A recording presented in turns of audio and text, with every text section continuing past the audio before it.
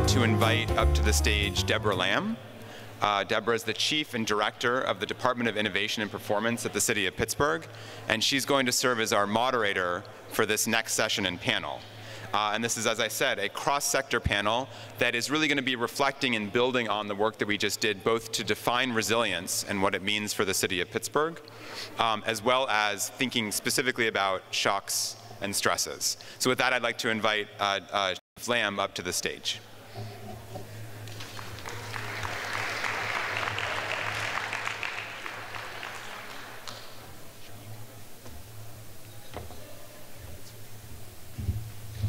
Can I have the panelists come up too, and then I'll introduce you?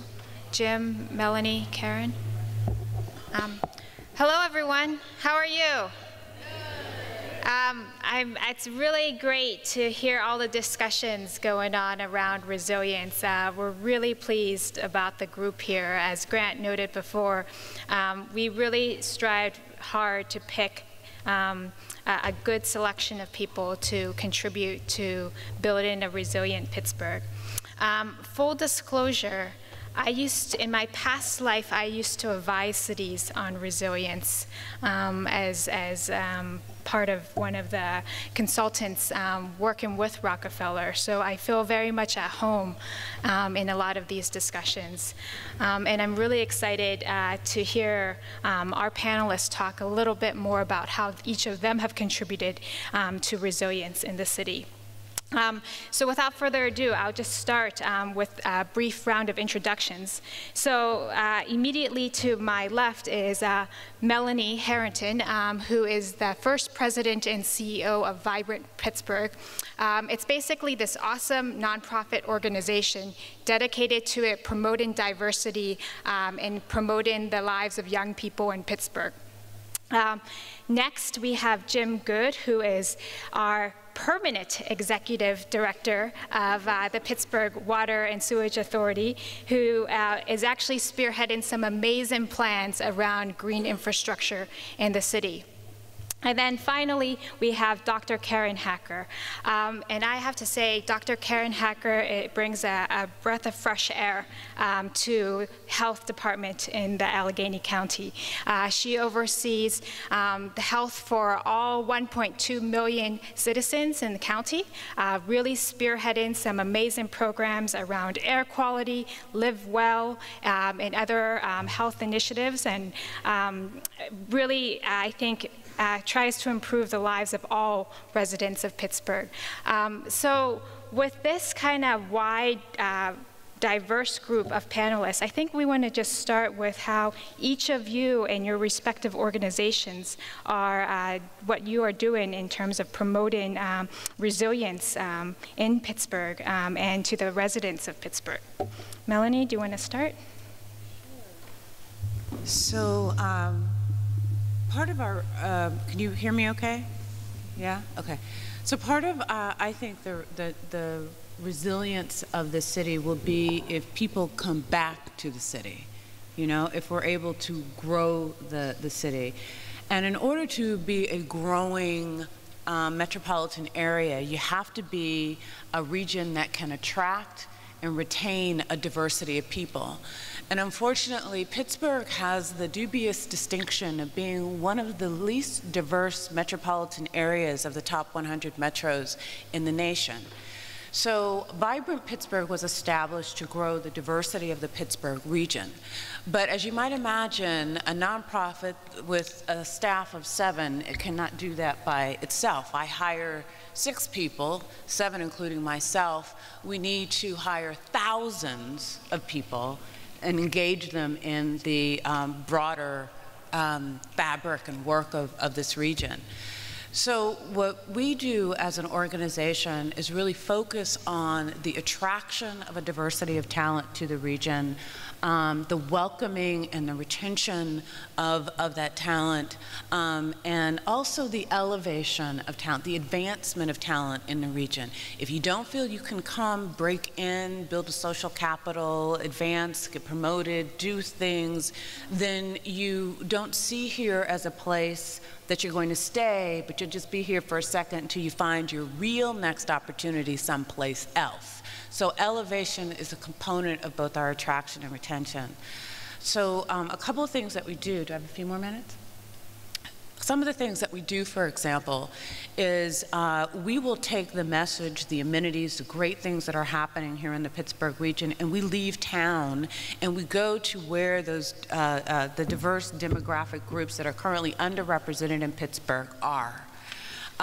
We work with other economic development organizations that are like Vibrant Pittsburgh across the upper Midwest to share best practices on things like growing our foreign-born immigrant talent here in the Pittsburgh region, and work with the great refugee resettlement organizations that are here.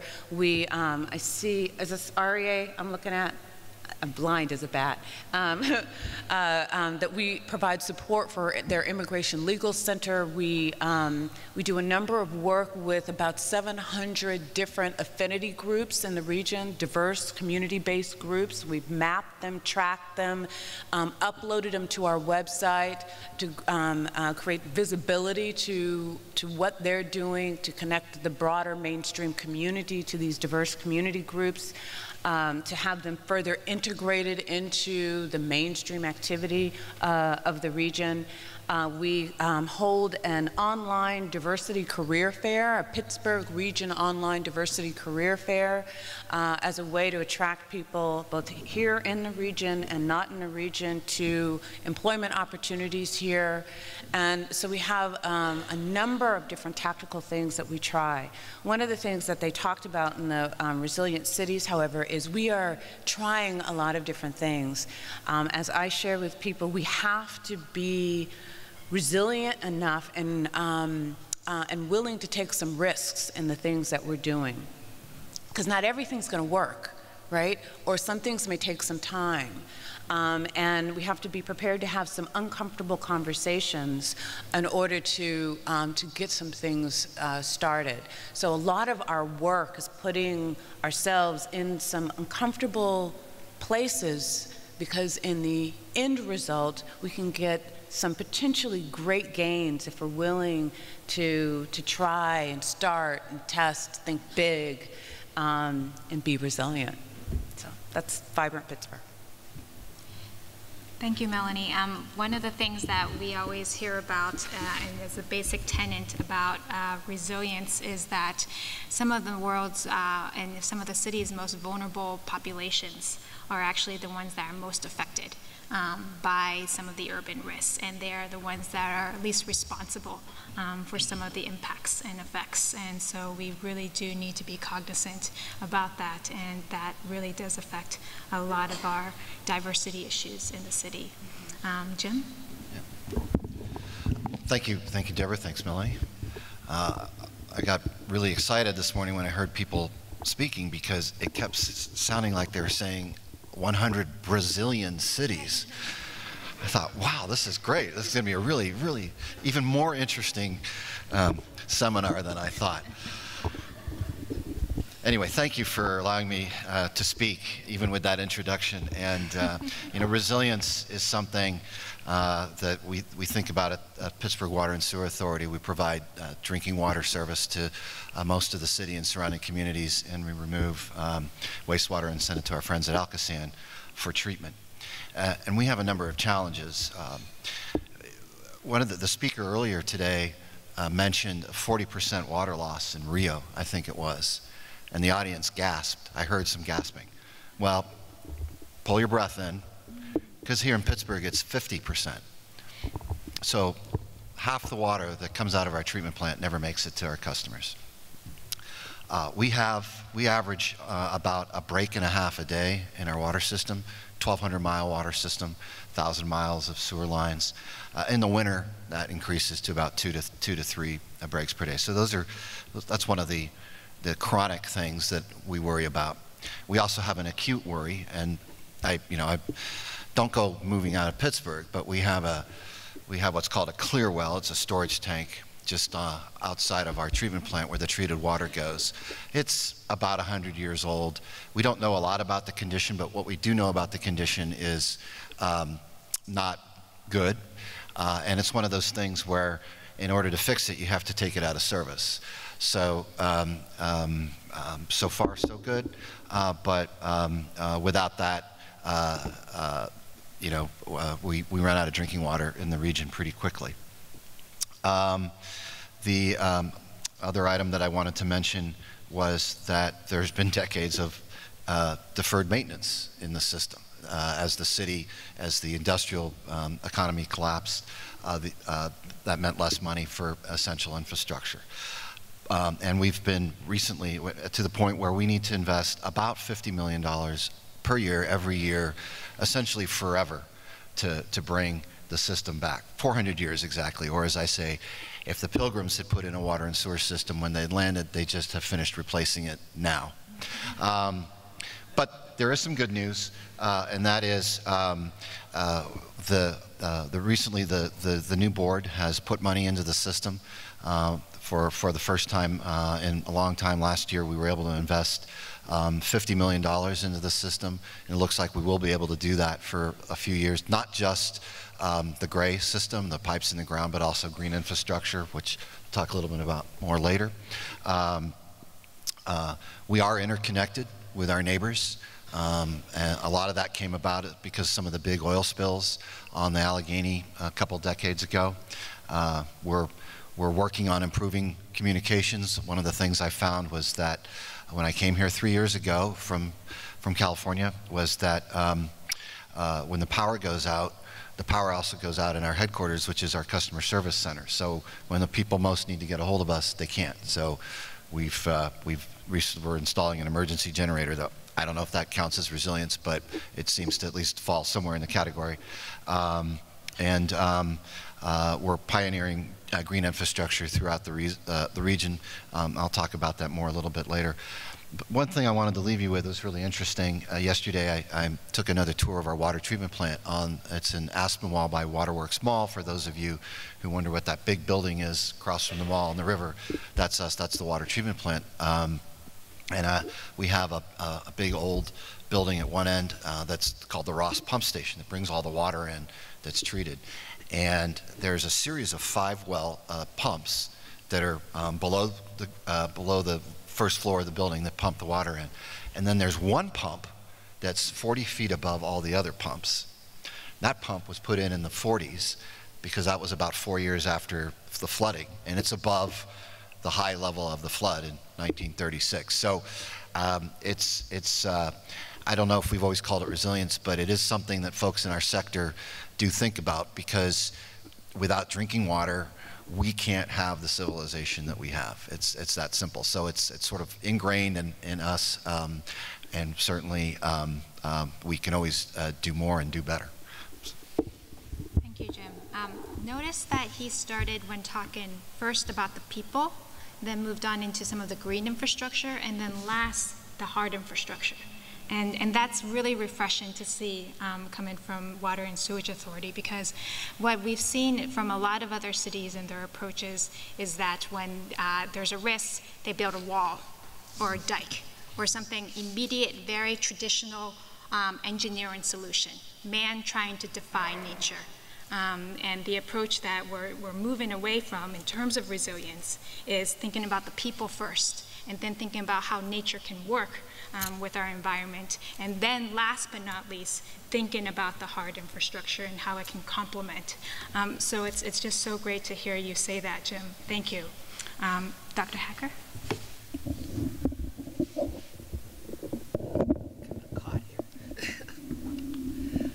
So, can you hear me? The Public Health Department, and for those of you who are not very familiar with public health, it's really about the health of the entire population. And while we think about the individuals within that population, we're really trying to think about what is it that can make individuals more resilient. And what we talk a lot about these days is something called health in all policies. How is it that the policies of transportation, the policies of water, the policies of industry, the policies of workplaces can complement what's going on so that people are surrounded by opportunities to live healthier lives. I do want to mention in public health, certainly after 9/11, and after anthrax scares, if everybody remembers these things, a lot of work in public health has focused on what's called emergency preparedness. Fits very nicely with this. It's really about trying to think about what could be the worst possible scenario and what would you do to plan for it, and are you ready to be able to take care of that type of scenario. So from our perspective, those scenarios range from weather disasters to clinical disasters, diseases, for example. You know, what would have happened if we had Ebola here in Pittsburgh? How would we have handled it? And, you know, working to prepare for those types of things, certainly with first responders and many of our other colleagues to do that. So there's a lot of emphasis on planning for those types of things. But on a day-to-day basis, you know, so I've been here almost 2 years, we have not. Where's the wood? I want to knock it. We haven't had one of those scenarios. We haven't launched our emergency operations centers since I've been here. So thinking about what's going to happen with our current situations, but then what happens if climate change really hits us in the way that we expect it might, and more importantly, what happens with the potential failure of any of our current scenarios like infrastructure that would cause us to be at higher risk. Now, on another note, though, I'm a physician, and my specialty is actually teenagers, and we talk a lot about resilience when we talk about teenagers. What makes a resilient child? What makes someone who's going to be able to deal with the ups and downs, the ins and outs, the stresses of life, of which we all have to live with? And there's been a lot of literature done on this. There's a whole field called positive deviance. I don't know if anybody's ever heard of that, which is looking at the people who actually, despite all of these stressors, seem to do just fine or actually excel. And how can we build a better mousetrap? How can we build children developmentally who, in fact, will then be able to have that resilient nature? I used to think of it as, and I don't know if people remember, they had these balloon clowns when I was growing up, and you would hit them, and then they would pop back up. And I think of that in many ways as a way of visualizing resilience. And we as a department tend to be very, very complaint-driven, meaning you call us up, you say, I got sick at this restaurant. You say, my neighbor is doing open burning next door to my house. You say, there's trash piling up in the neighborhood next door. You say, I smell sewage. Whatever it is, you tell that, you call us, and we investigate. I think of that as sort of a very reactive mentality. And what we've been trying to do in the health department is to get ahead of that, is to try to figure out what can we be doing now to prevent some of that in the future. So we've spent the last year working with large number of people, many of whom are in this room, to really come up with a plan for a healthier Allegheny. And we literally just launched that plan about a week ago, and we focused on 5 different areas that we felt came from our communities. It doesn't mean that there aren't other issues. Many of the issues, in fact, that our group brought up weren't necessarily on that list. But the list includes access to health care services. We heard a lot about that. And in particular, one of the areas that showed up was this issues of transportation. How can we work with our transportation systems to figure out how to get people from where they are to where they may need to be? And that is, we think, an area of resilience, obviously. The area of mental health and substance abuse. For those who are not aware, we have a very big heroin problem in the city and in the county. And we had over 300 deaths last year from overdoses. And as we begin to try to grapple with this problem, you know, if we have a highly addicted population, whether it's cigarettes or heroin, we're not going to be very resilient. So how do we address that? How do we address making sure that the population that needs access to mental health gets it in a way that doesn't mean that they're in jail? So a lot of work, I think, going on to think about proactive addressing mental health and substance abuse issues. Of course, we have the environment, we have areas of of maternal and child health, and we have our chronic disease behaviors, all of which we see as related to resiliency, but obviously are clearly focused on how do we have a healthier population. Because ultimately, if individuals in our county and in our city are not healthy and are not resilient themselves, it doesn't really matter what else we do. So I think that is a big piece of what we're trying to achieve. But I do want to mention the issue of climate change, because I think that as we start to think about not only where we are and what are the strategies for resiliency where we are right now, but we have to be thinking about where we might be in 10, 20 years. And you know, we have a wealth of water in this area. I sometimes think if we could package it up and send it to California, we'd be in great shape economically. So if anybody can figure that one out, that would be great. But what that water does, water, as you know, can be extremely dangerous from a whole variety of issues, right? From what's in the water to what the damage the water actually can do. Witness the Grand Canyon, right? So the bottom line is we've got things that we need to be thinking about in addition to what we already have. And I think that's that proactive stance that we're trying to take. Thank you, Dr. Hecker. And that was actually a really good balanced presentation in terms of the shocks and stresses that we are considering. And obviously, the shocks are the immediate that could happen, whether it is natural events or some sort of man-made disaster. The stresses are slow and simmering, like the diversity issue, like the population issues. It's not immediate, but it definitely has a same level and scale of impact. You know, and what we've heard from our panelists is a series of known shocks and stresses. But the whole part of resilience is that there's shocks and stresses we don't know about and we can't completely prepare for and that are unpredictable. How can we ensure that we are adequately able to cope and address those unknown shocks and stresses and impacts? And that resilience framework is the basis of that, so that we are able to deal adequately with known and unknown shocks and stresses. So with that, I think we want to open this up to a wider discussion. I know a lot of you have a lot of questions or comments for our panelists, or just general things that you want to share from your sessions and discussions. So we have some microphones that are in the back. So if you want to just raise your hand and a microphone can come for you.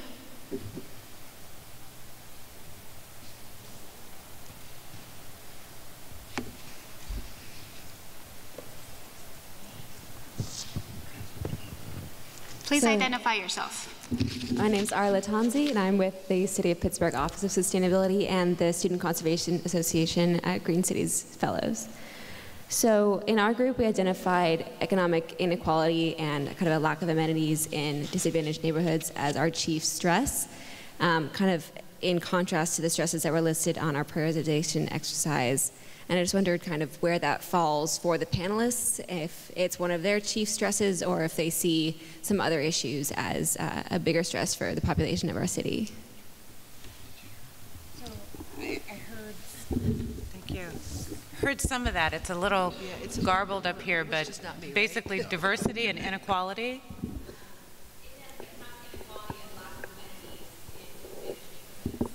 Right.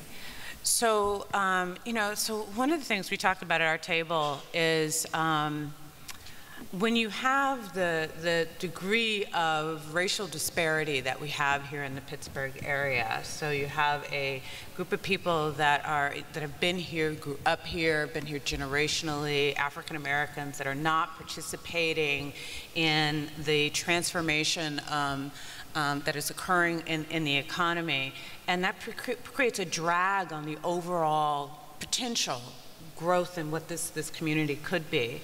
And what happens that I notice is, you know, great groups come together to talk about new and great things, but these communities and people living in these areas are not a part of those conversations. So the great things then that could potentially need to be happening, and they're hard things, There are no real simple, easy solutions. They're hard things that require long-term investment, longer-term engagement, roll up your sleeves kind of work and putting yourself in these uncomfortable positions, but and uncomfortable conversations, but incredibly important.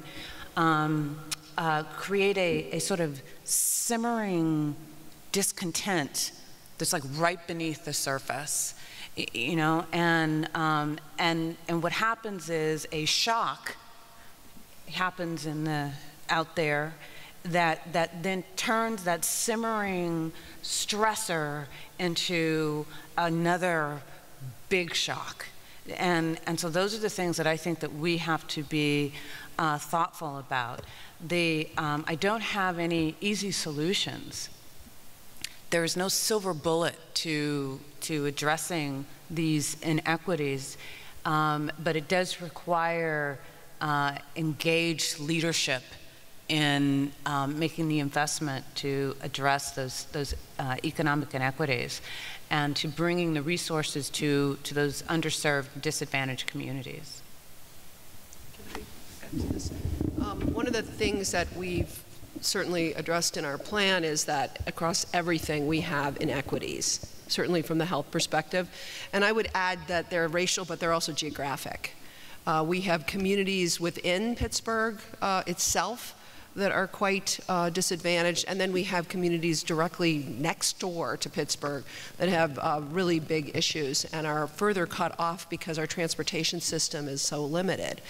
So the challenges, I think, of being able to reach folks where they are, to be able to engage them, are great. And I think that is going to be one of the biggest challenges that we have in this area. Certainly one way to deal with it is to just do a little bit of what's happening now, which is you gentrify, who are the people who come in, and then the people in this scenario and the lower economic stratas and just get pushed out. And they end up someplace else, out of sight, out of mind. And I think if we really want to avoid that, we're going to have to do some really hard thinking, some really hard outreach, because at this point in time, you know, I looked around the room and this was the discussion, and I don't see a lot of members of the community that we're talking about sitting here and having that discussion with us today. But I don't want to put that out there as a negative in that I think it's very hard. And as a fairly newcomer to the area, my understanding is people have been trying to address this for a while. But as you said, there's no simple solution. Yeah, it's interesting. On this panel, I think the three of us are all new to Pittsburgh. Deborah's the only Pittsburgher, longtime Pittsburgh. I know you left and came back. A boomeranger. Boomeranger. And so the perspective that I think we bring, you know, as people that, you know, we've decided to make a life here, you know, for ourselves in Pittsburgh. So we see, you know, great upside to being here, living here. But we also have a fresh perspective on these inequity issues and diversity issues. And yeah, I think many things have been tried. Perhaps discussions have gone on. A lot of times we sit and we talk and we talk and we talk. But do we really do? What are we really doing? You know, there's one chief diversity officer in the region who jokingly always says, just make a new friend. You know, just, you know, let's not overthink it. Let's just do one thing. So anyway, let me stop talking. No, I think basically we've touched upon the elephant in the room, right? Pittsburgh is not as diverse as it could be compared to most metropolitan areas in the U.S. We're one of the least diverse. This is something we're all cognizant about and actively trying to work on. What does that mean for resilience, though? Why is diversity important? It's not diversity just for diversity's sake. Diversity actually has a huge community effort. When you actually remove yourselves from the silos and start actually contributing to the city and see yourself as part of the city, that's actually when we reach a moment of true diversity. One of my favorite stories actually is the story of the Chicago Heatwave. That happened a few years ago, actually, at this point. And there were two neighborhoods that we studied. Dr. Hacker, you probably know about this. And they were both of similar social economic status. So they were on the lower end, you know, poverty, education, etc. One neighborhood actually had very little heat strokes, people that had to go to hospital, etc. Another neighborhood had a lot of people had to go. And researchers were trying to figure out why. Why does one neighborhood have so much casualty and so much harm, and another actually suffered very little when they were both of the same similar socioeconomic spectrum? And the reason why they found out was because of the community. So during the heat wave, neighbors actually went door to door and knocked on each other's, knocked on the doors of senior citizens, residents, to see if they were okay, to see if they needed water, et cetera, et cetera. They looked out for each other.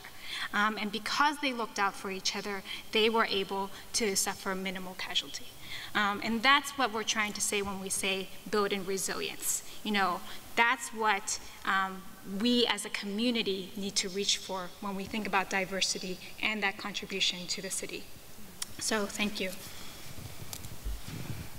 Hi, I'm Kelly Klima from Carnegie Mellon University. And the first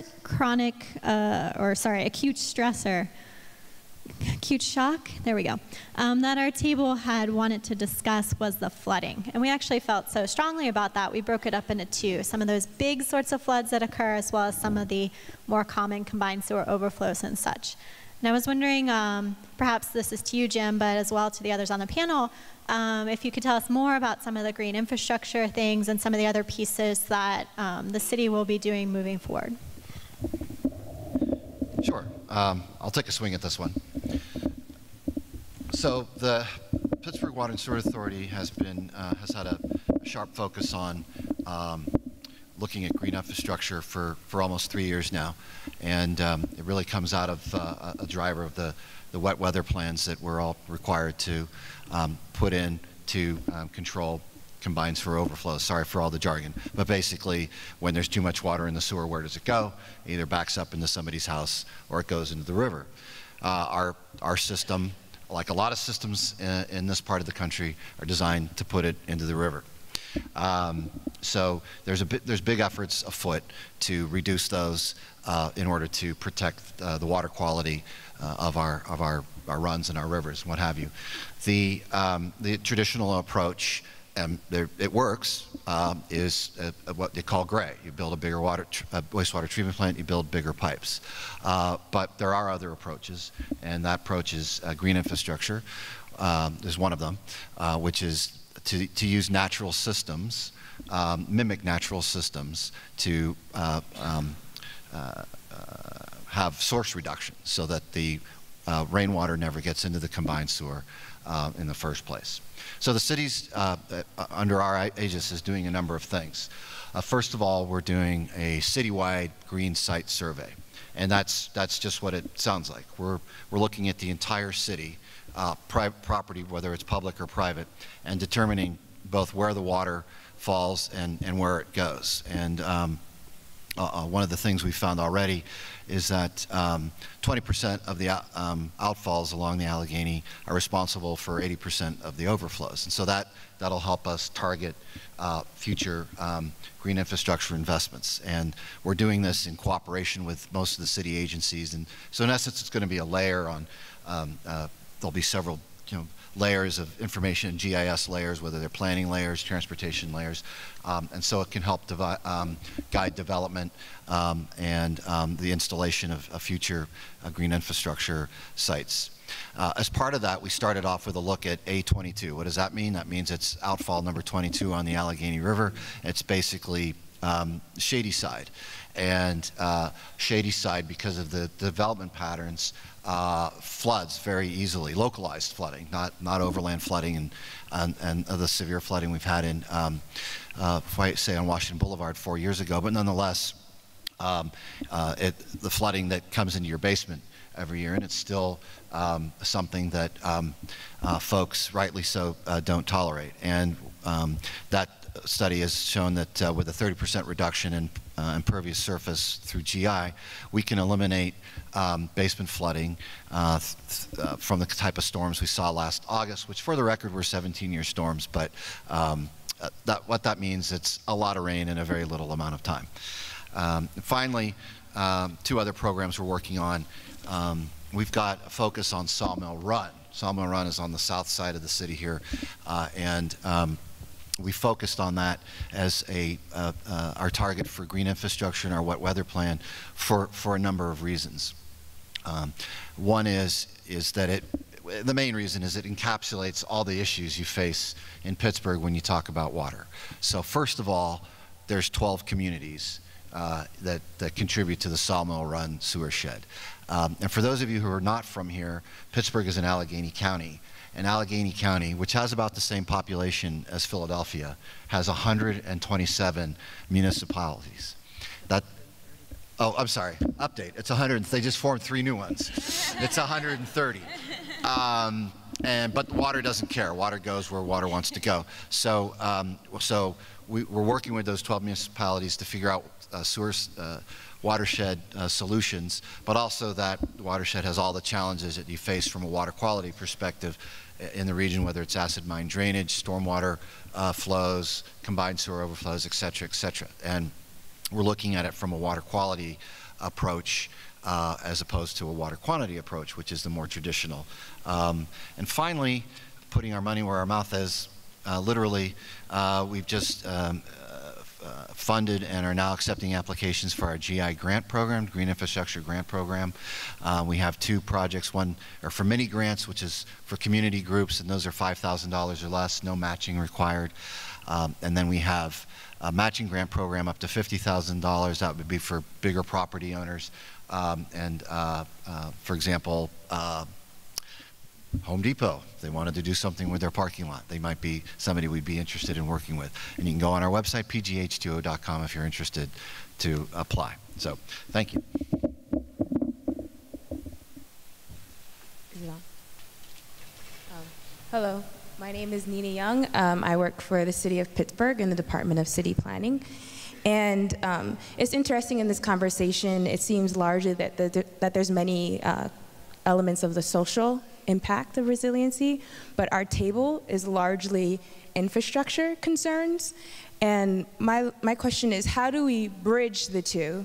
Because it seems like they exist in tandem. And also because the individuals here are largely leaders, what can local residents do on a smaller scale, things that will impact long-term resiliency for the city?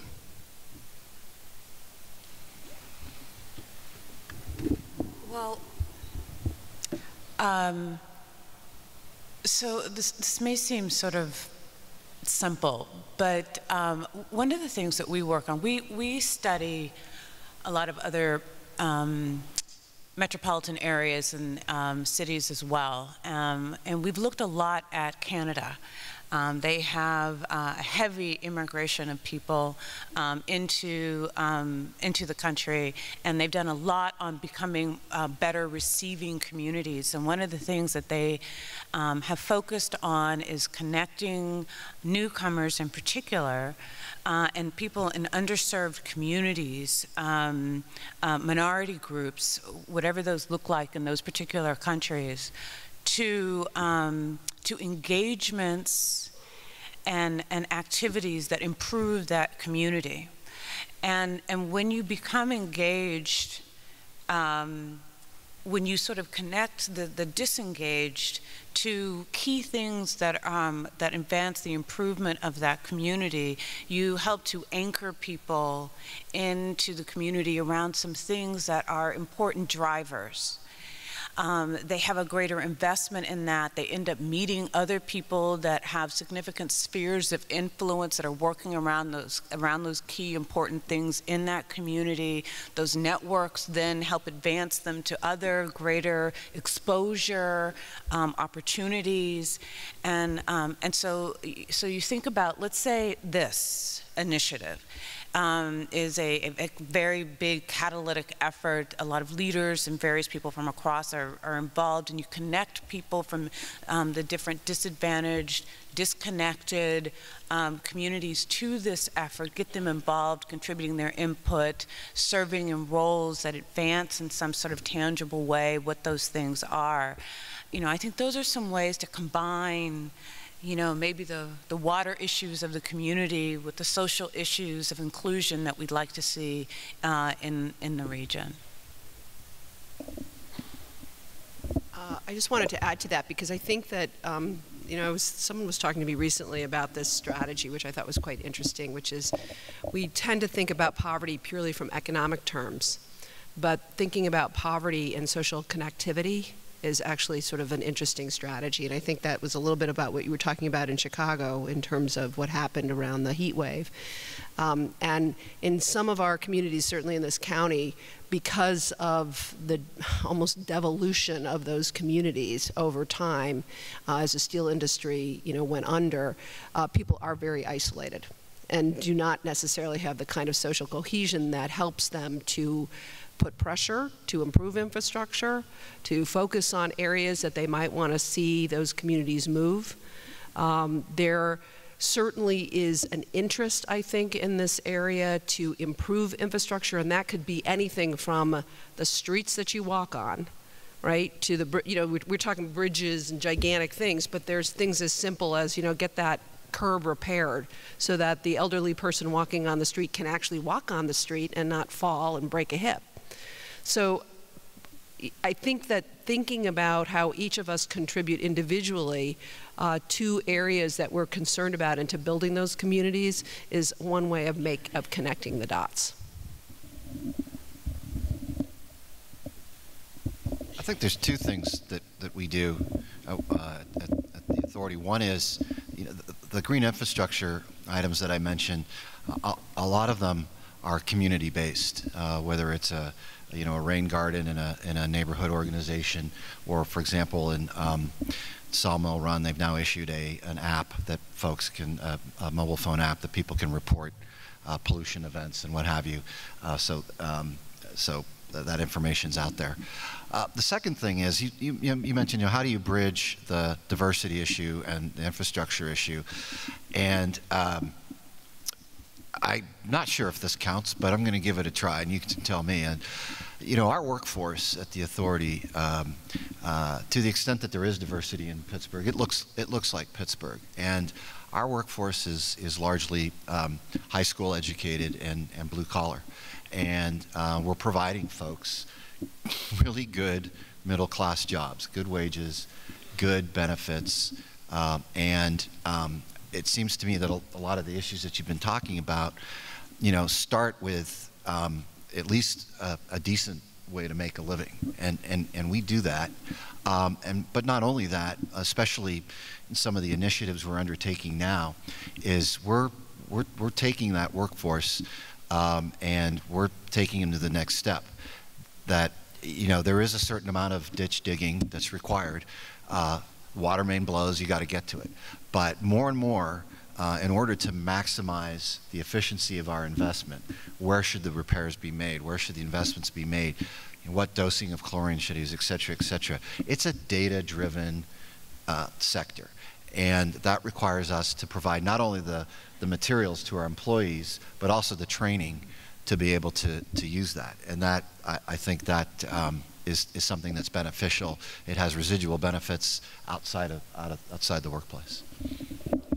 So maybe one more question before we close up. Who's the other person? Can you yell? What do you want to ask? I should let you ask. All right, so Got a couple of. Son? All right, maybe so. Why don't we ask the question from three, and then we'll try to answer all three of them. All right. So first one. So the first one. My name is Janine Zappa. I'm with Conservation Consultants Inc. Thank you to the panel. So one thing I haven't heard talked about, and we talked briefly about here in our table, was affordable housing. And let me lay out a few things, right? Jim, you acknowledged that there's a lot of water. We have an abundance of water, and we often have water issues. We have topography that creates that water moving rapidly when there's an excess of it. We have soil conditions that don't necessarily let that water permeate. Housing, more than half of the housing in the city was built before 1960. So it doesn't meet energy codes. It often has a sandstone foundation. What I'm getting at is we see in my organization a lot of moisture in basements. That's often a trigger for a number of health conditions in the home. and problems with that housing stock. So we see this as a problem, and I'm wondering if the panel sees that disproportionately affecting, as we do, low-income populations, and if you see policy steps that can help to solve that. All right, first question. Second question?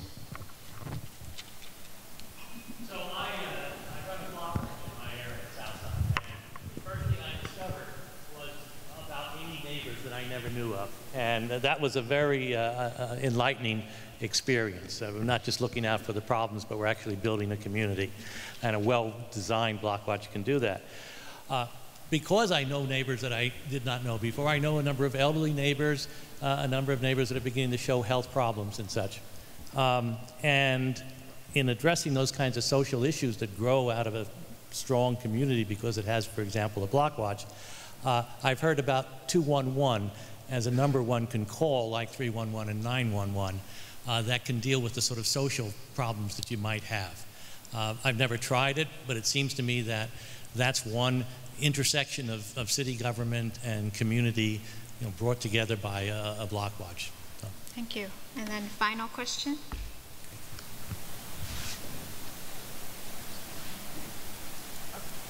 I don't know if I need a microphone. Sorry if I do. Chris Sandy, Pittsburgh Community Investment Group. Appreciate all your comments. Two things I want to pick on what you said earlier: geography and also transportation or access.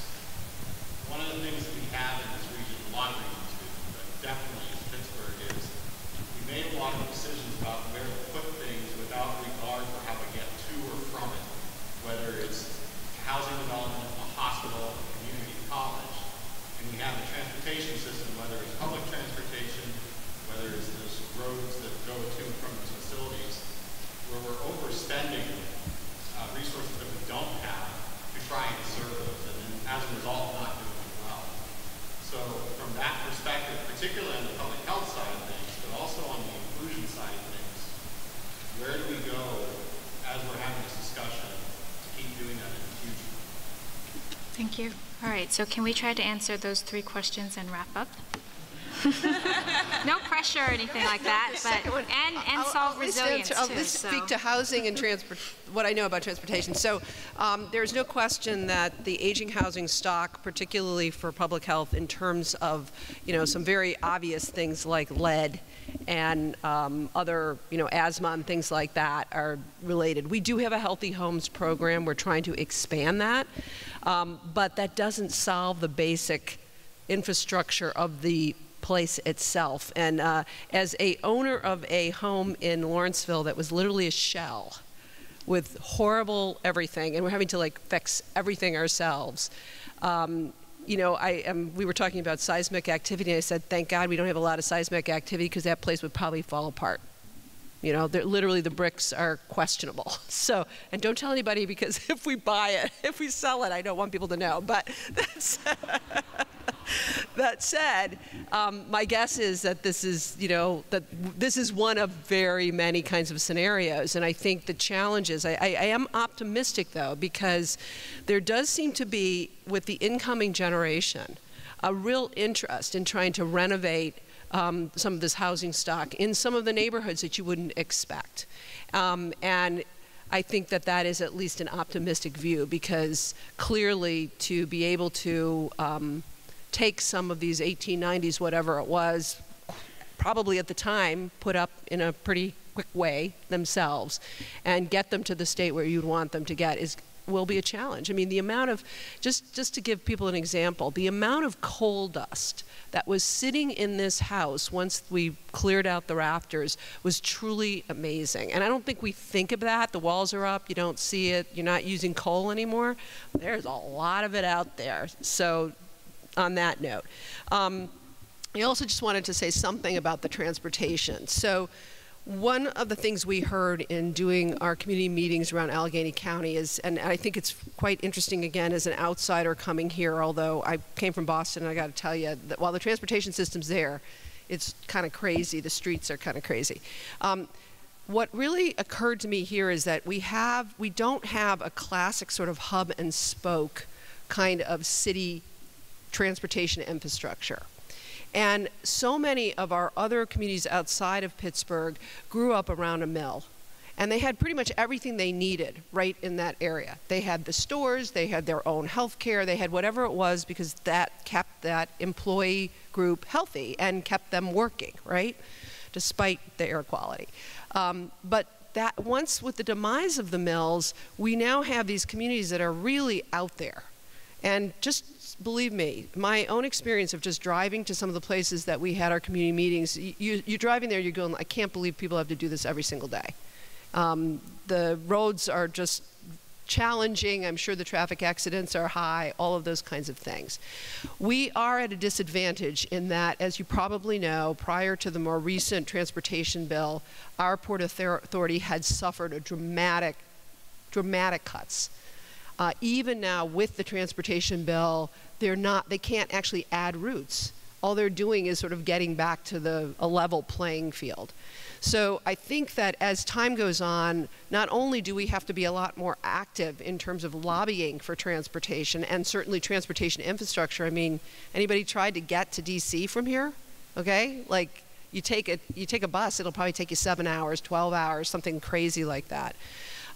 We really need to be thinking about what that's going to look like in the future. And I think alternative modes of transportation, Uber's coming to town and they're going to be looking at some amazing things here, are going to be other options. One of the things that I think Port Authority is also looking at is how can they connect their routes to other accessible modes of transportation to get people to the very places that we want them to be able to get to, whether it's a hospital, work sites, things like that.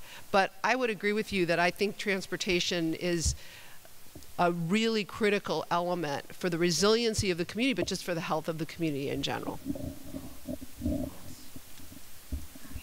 Well, luckily, I'm sure there's a lot more that we can talk about, but luckily we're going to lunch, so you can talk more during lunch. I think so. When you step outside, you'll see some lunch boxes for you, and feel free to go outside and enjoy the awesome weather that's right now going on. And then can you please make sure to come back here at 1 p.m. Where we'll have our speech by Mayor William Peduto. All right, thank you.